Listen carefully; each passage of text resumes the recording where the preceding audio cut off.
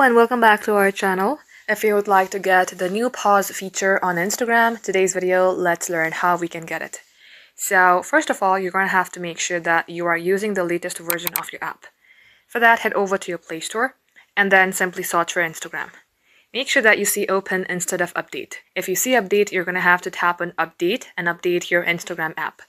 Once done, launch your application and make sure that you are logged into your account. Now, all you have to do is go onto the Reels, and if you tap onto it, as you can see, it pauses the video.